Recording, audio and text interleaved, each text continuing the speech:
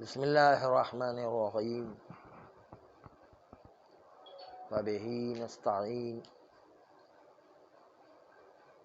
وہو خیر معین۔ کوئی عورت قریشی عورت نہیں ہے، یعنی غیر سادات، اور اس کو 50 سال سے لے کر 60 سال تک خون آنے میں شک ہو رہا ہے کہ یہ حیض کا خون ہے یا نہیں، اور اس کی عادت کے 20ویں دن یہ خون آتا ہے، اس لیے کہ 10 دن کا گیپ ضروری ہے اور 10 دن زیادہ سے زیادہ حیض آیا کرتا ہے۔ یہ 20 دن اس طرح ہو جاتے ہیں، تو 20 دن عادت کے بعد، عادت کے پیریڈ کے جو شروع ہوتا ہے اس کے 20 دن کے بعد اگر یہ خون آیا جس میں شک ہو رہا ہے کہ یہ حیض کا خون ہے یا نہیں، 50 اور 60 سال کے درمیان غیر قرشیہ اور غیر سادات میں، تو اسی صورت میں وہ احتیاط پر عمل کرے گی، یعنی طلوع کے حائض کو چھوڑ دے گی اور استحاضہ کے احکام پر عمل کرتے ہوئے نماز روزے کو انجام دے گی۔ بس اس لیے مشکوک حالت میں غیر سادات کرام وہ خون حیض کی علامتیں دیکھنے کے بعد شک میں مبتلا ہو جاتے ہیں کہ میں یا ایسا ہوئی ہوں یا نہیں، یا حیض ابھی تک آ رہا ہے۔ شک کی صورت میں اگر 20 دن کے بعد ایسا خون دیکھتی ہے، عادت کی شروع کی تاریخ سے 20 دن گزر گئے ہیں،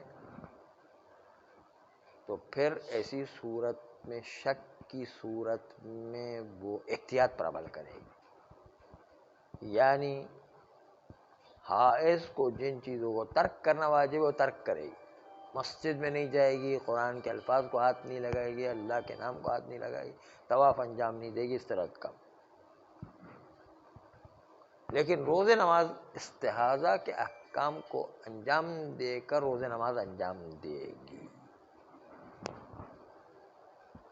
دوسرا مسئلہ یہ ہے کہ اگر کسی بچی کو پتہ نہیں ہے کہ مجھے 9 سال مکمل اسلامی لحاظ سے ہو گئے ہیں یا نہیں، اور وہ خون دیکھتی ہے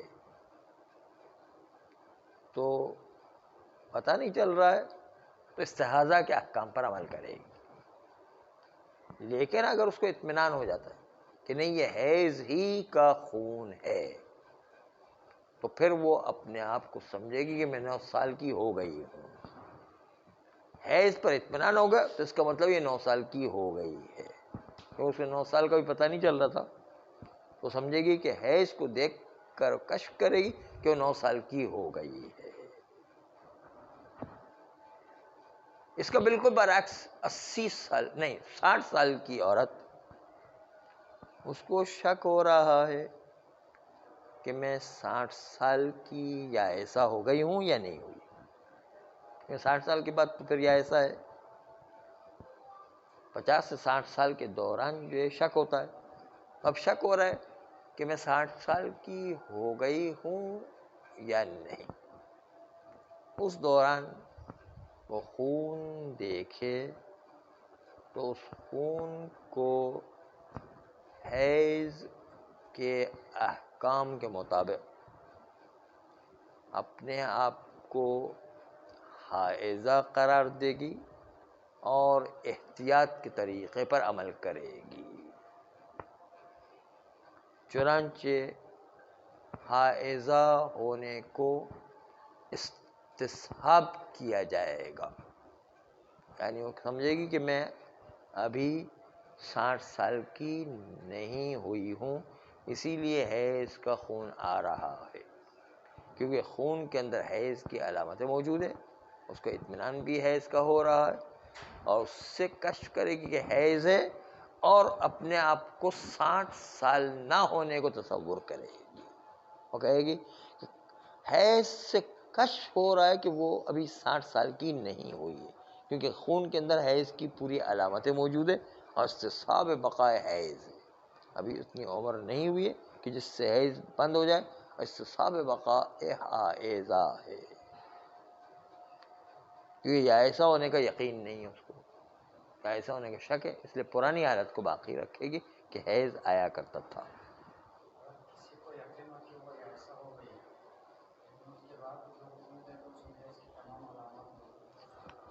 اگر کسی کو 60 سال کے بعد یقین ہو جائے کہ اس کو یا ایسا ہوئے یقین ہے، اور پھر بھی حیض کی علامتوں والا خون آئے، تو وہ اپنے آپ کو استحاضہ کے احکام پر عمل کرے گی، اس کو استحاضہ کے احکام پر عمل کرنا ہے۔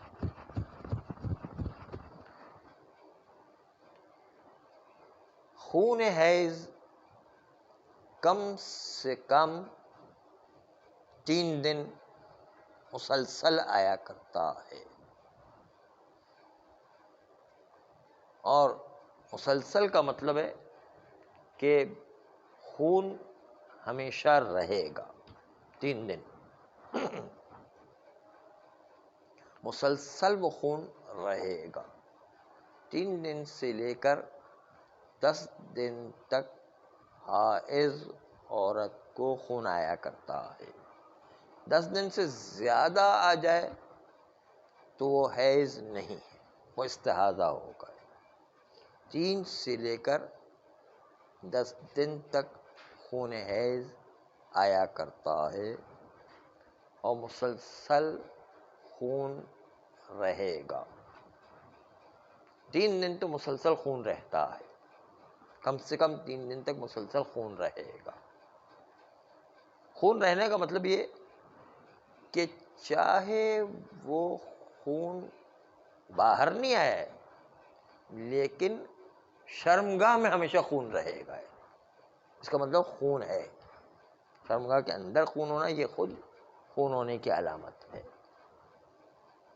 خون نہ ہونے کا مطلب شرمگاہ میں بھی خون نہ ہو تو وہ خون نہیں، شرمگاہ کے اندر بھی خون ہے تو خون ہے۔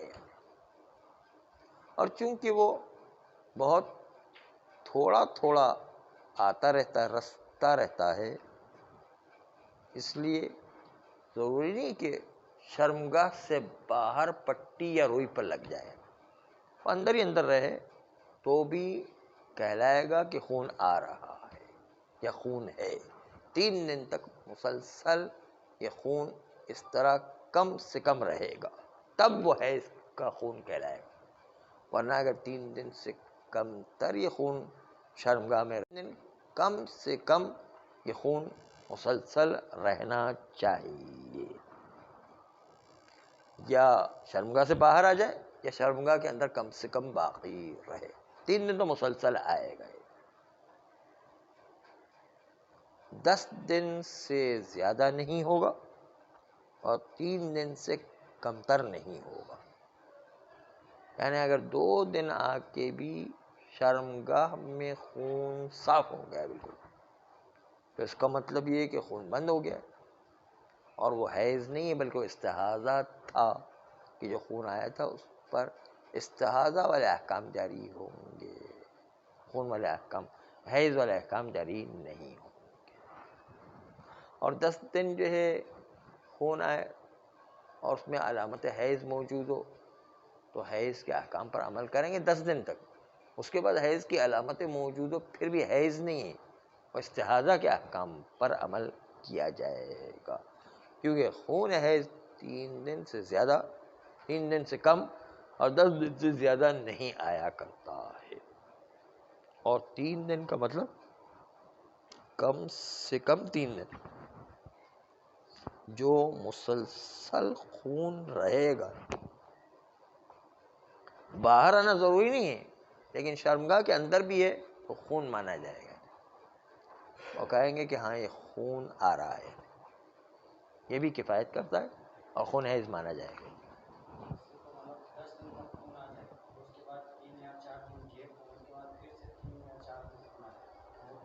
تو 3 اور 4 دن کے گیپ کے بعد جو خون آئے گا، کم سے کم حیض کے بعد 10 دن جو ہے حیض نہیں آ سکتا ہے. 10 دن جو ہے حیض اور 10 دن خالی ہونا ضروری ہے. پھر اس کو استحاضہ کے احکام میں لے جاتے ہیں. وہ ابھی تفصیل آئے گی، اس کی تفصیل آ رہی ہے. فرماتے ہیں کہ 3 دن مسلسل چونکہ خون آنا ضروری ہے، اس لیے اگر کسی عورت کو 1 دن پوری حیض کی علامت کے ساتھ خون آیا لیکن دوسرے دن بند ہو گیا، یعنی کہیں خون ہے ہی نہیں، نہ باہر نہ اندر، کہیں خون نہیں ہے، اور پھر تیسرے دن پھر خون آ گیا ویسے ہی، تو یہ حیض نہیں مانا جائے گا، کیونکہ درمیان میں وہ خون بند ہو گیا تھا. خون بالکل بند نہیں ہونا چاہیے، مسلسل خون آنا چاہیے. تسلسل سے 3 دن خون آئے اور شرمگاہ میں کم سے کم خون باقی رہے، تب جا کر اس کو خون حیض مانا جاتا ہے. اور 3 دن سے کم یا درمیان میں 3 دن کے خون بند ہو جائے تو ایسی صورت میں وہ حیض کا خون نہیں مانا جاتا ہے. اسی طرح 10 دن سے زیادہ اگر کسی عورت کو حیض کا خون علامتوں کے ساتھ آ جائے تو 10 دن تک تو ہم حیض مانیں گے. 10 دن کے بعد علامتیں ہونے کے باوجود اس کو حیض نہیں مانا جائے گا، بلکہ اس کو استحاضہ کے احکام میں شامل کرے گی. وہ استحاضہ کے احکام یہ تھے، حیض میں یہ تھے کہ روزہ نماز نہیں پڑھ رہا ہے، لیکن استحاضہ میں یہ کہ اس عمل کو انجام دینا ہے کہ غسل بھی انجام دینا ہے، وضو بھی، اور پٹی بھی، اور جو ہے روئی بھی بدلنا ہے، مقام کو بھی پاک کرنا ہے، یہ ساری چیزیں کرنے کے بعد اس کو روزہ نماز انجام دینا ہے استحاضہ کے احکام. اور اسی طریقے سے نفاس کم سے کم 1 سیکنڈ کے لیے بھی آ سکتا ہے اور 10 دن تک آ سکتا ہے. 10 دن زیادہ سے زیادہ نفاس کا وقت ہے. نفاس جو بچے کی ولادت کے وقت خون آتا ہے وہ 1 سیکنڈ بھی ہو سکتا ہے اور 10 دن مسلسل بھی ہو سکتا ہے. 10 دن اگر خون آتا ہے تو 10 دن کے بعد ہمارے معاشرے میں یہ رائج ہے کہ بچے کی ولادت کے 40 دن تک جو ہے عورتیں نماز چھوڑ دیتی، تو یہ غلط ہے. 10 دن زیادہ سے زیادہ نماز چھوڑ سکتی، وہ بھی خون آ رہا ہو تو. 10 دن کے بعد نمازیں چھوڑنے کی اجازت اس خاتون کو بھی نہیں جس کے وہاں پر ولادت ہوئی ہے، وہ بھی نماز پڑھے گی یا نہیں، استحاضہ کے احکام پر عمل کرے گی. 10 دن کے بعد استحاضہ والے احکام پر عمل کرے، اور استحاضہ پر احکام کرتے ہوئے روزے نماز چھوڑنا جائز نہیں ہے. روزے نماز رکھنا واجب ہے، یعنی اس کا چاہے وہ حیض والی عورت ہو چاہے نفاس والی عورت ہو. حیض کی کل 6 علامتیں بتائی تھی. خون گاڑھا ہوگا اور گرم ہوگا، خون سیاہ و سرخ ہوگا، خون جو ہے تیزی کے ساتھ آئے گا اور جلن و سوزش کے ساتھ، یہ حیض کی علامت ہے. اور نفاس کی علامت ہے کہ بچے کی ولادت کے وقت آتا ہے. تو دونوں میں فرق ہے یعنی، لیکن 10 دن کا دونوں میں ٹائم پیریڈ دیا گیا کہ 10 دن سے زیادہ خون حیض اور خون نفاس نہیں آیا کرتا ہے. تو عورتوں کو 40 دن کا ٹائم، یہ جو معاشرے میں رائج ہو گیا کہ 40 دن تک عورتیں روزہ نماز چھوڑ دیا کرتی، وہ غلط چیز معاشرے میں رائج ہو گئی ہے. 10 دن کے بعد اس کو روزہ نماز انجام دینا ہے.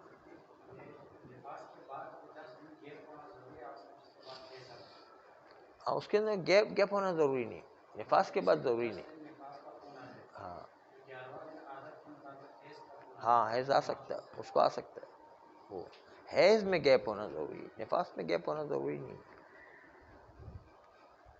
تو اگر بالفرض حیض و نفاس کے 10 دن گزر جانے کے بعد بھی خون آ رہا ہے تو اس کو استحاضہ کے احکام پر عمل کرنا واجب ہے، یعنی نماز روزہ انجام دینا واجب ہے۔ وہ اس بہانے سے نہیں کہ اس کے اندر حیض کی علامتیں آ رہی، اس بہانے سے نہیں کہ بچے کے ولادت کے وجہ سے ویسے ہی خون چل رہا ہے جیسے جو شروع میں آیا تھا، نہیں، 10 دن ہو گئے تو بس وہاں پر جو ہے نماز روزے انجام دینا ہے، کوئی عبادت چھوڑ نہیں سکتی ہے وہ۔ ہاں علامت ہو پھر بھی اس کو وہی کہ وہی، مثلا حیض کی پوری علامت آ رہی ہے پھر بھی اس کو جو ہے 11ویں دن سے اس کو نماز پڑھنا ہے، وہ نماز نہیں چھوڑ سکتی ہے، اس کو استحاضہ کے احکام پر عمل کر کے نمازیں پڑھنا ہے، روزے بھی رکھنا ہے، اور حج واجب ہوگا تو حج پر بھی جانا ہے۔ ہاں جو بھی جو ہے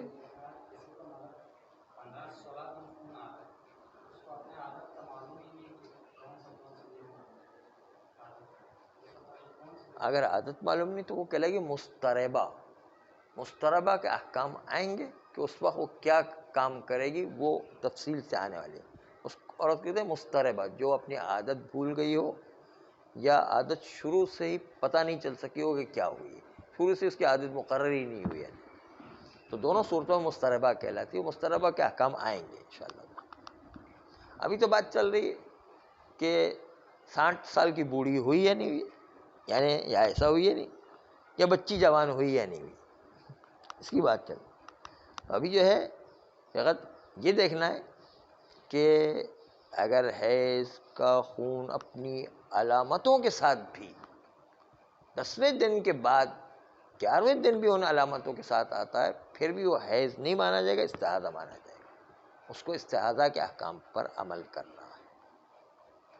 اور نفاس کے بعد بھی، نفاس کا جیسے شروع میں خون آ رہا تھا 11ویں دن بھی وہی خون آ رہا ہے، پھر بھی وہ نفاس میں استحاضہ کا احکام پر عمل کر کے نماز روزے انجام دے گی۔ اگر حج واجب ہو تو حج کے لیے طواف کرنے کے لیے بھی جائے گی، حج واجب ہو جاتا ہے تو طواف کے لیے بھی جانا ہے۔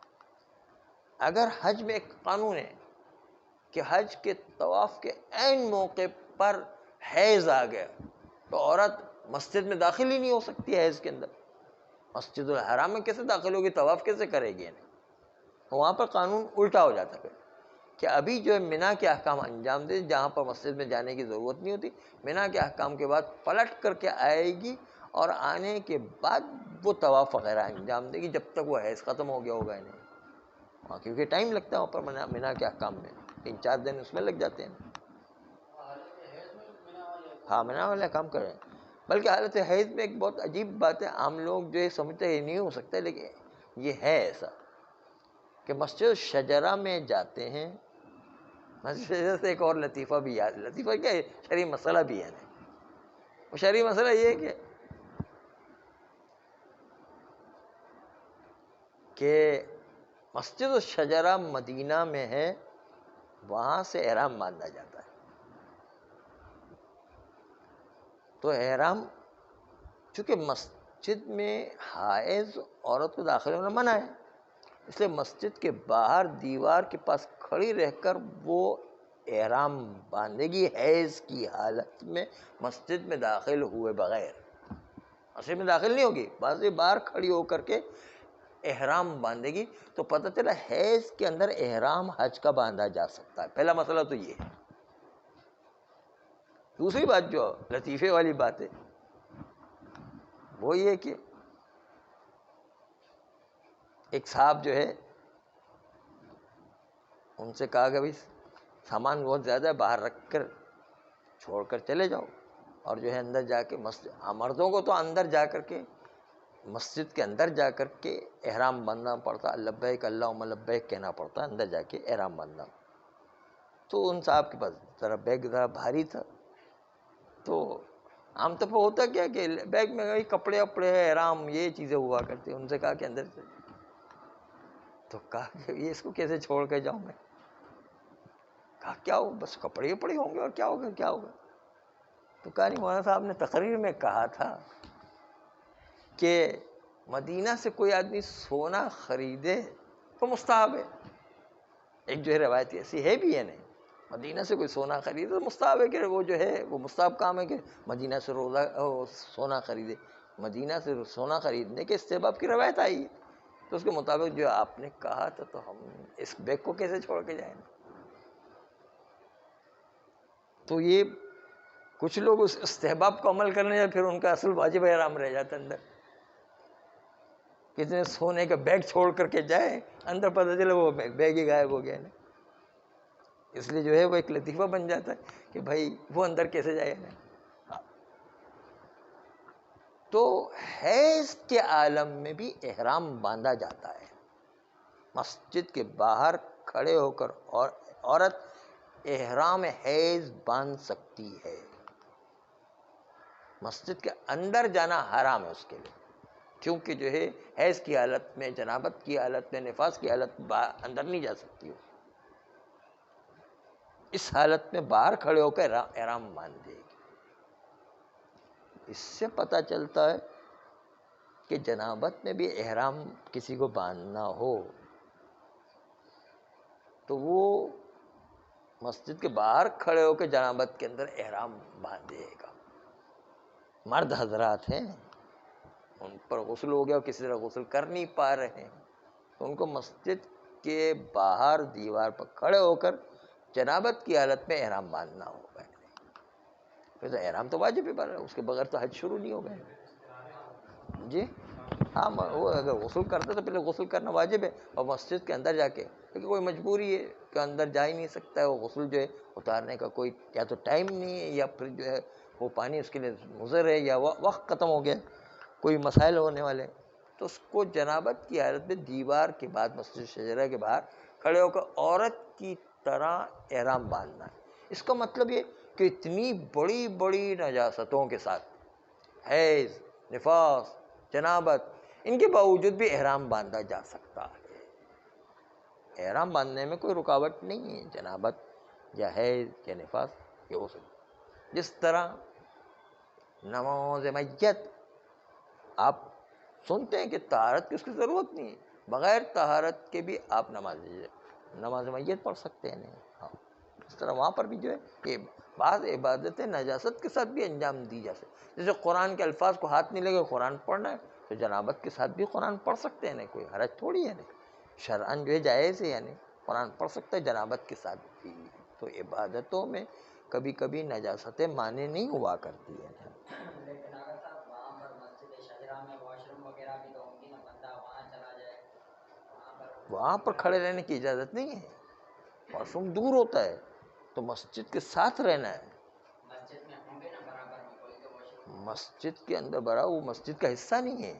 اگر وہ سائڈ میں ہو تو وہاں دور ہوتے ہیں. دیکھیں وہ سامنے اور یہ مسجد ہے تو مسجد کی دیوار کے ساتھ کھڑا رہنا ہے، وہاں نہیں جانا ہے. یعنی واش روم کی طرف نہیں جانا. ہاں واش روم کی طرف نہیں جانا. یہاں پر جا کر یہیں پر دیوار کے قریب غسل کر کے آئے پھر ادھر آئے. غسل نہیں کر سکتا. مثلا مثال کے طور پر کوئی وجہ ہے غسل، ابھی حیض جاری ہے تو کیسے غسل کرے گی؟ یعنی کر ہی نہیں سکتی ہے. تو یہاں کھڑے ہو کر حیض کی حالت میں وہ احرام باندھے گی، اللہم لبیک اللہم لبیک کہے گی، لبیک اللہم لبیک کہے گی، اور حیض چل رہا ہے اس دوران کہے گی. مرد کو غسل پڑ جائے تو سامنے واش روم تو وہ نہیں کر سکتا وہاں پر. یا تو جو ہے ایسا ہے کہ وقت کم ہے نہیں جا سکتا وہاں پر، یا یہ کہ جو ہے اس کے لیے پانی جو ہے ضرر پہنچانے والا ہے، کوئی جو ہے مسئلہ ہو جائے گا، مشکلات ہیں، ہو سکتا ہے، یا قافلہ نکل جائے گا، اس قسم کی مشکلات ہوتی ہیں. تو اس لیے جو ہے مجبوری میں اس کو جنابت کی حالت میں احرام باندھنا پڑے گا. تو عرض کریں کہ نجاست کے وقت بھی کبھی کبھی حائض عورت کو عبادت کرنے کی اجازت مل جایا کرتی ہے، جبکہ حج کتنی بڑی عبادت ہے. اس کا شروع جو تکبیرۃ الاحرام ہے اسی میں جنابت کی حالت ہے. اچھا اس سے ایک اور مسئلہ بھی یاد آ گیا کہ اگر کوئی لڑکی جس نے ابھی ابھی شادی کی ہے اپنے شوہر کے گھر جا رہی ہے تو شادی اور نکاح پڑھنے میں حیض مانے نہیں ہے. جنابت وہ حیض جو ہے حیض کی حالت میں بھی لڑکی نکاح کر سکتی ہے. حیض کوئی مانے نہیں نکاح کرنے سے. وہ عمل منع ہے، لیکن نکاح پڑھنے میں کیا حرج ہے؟ نکاح پڑھنے میں کوئی حرج نہیں. تو بہت سی جگہ پر ایسے نجاست کے عالم ہوتے ہیں، لیکن شریعت نے بہت سی چیزوں کی اجازت دی ہوئی ہے. نکاح پڑھ سکتے، نکاح پڑھ. طلاق کی بات ہم نہیں کر رہے، ہم نکاح کی بات کر رہے ہیں صرف. اب یہاں